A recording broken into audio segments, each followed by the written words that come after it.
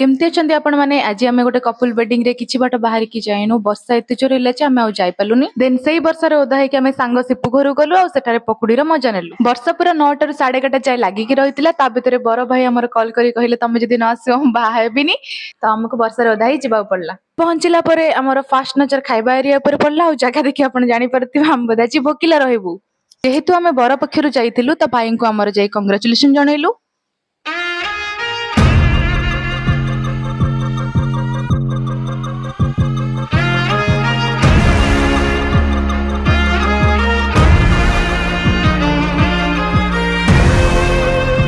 Warm me up, I'm on the clock. Put me on top, everybody drop.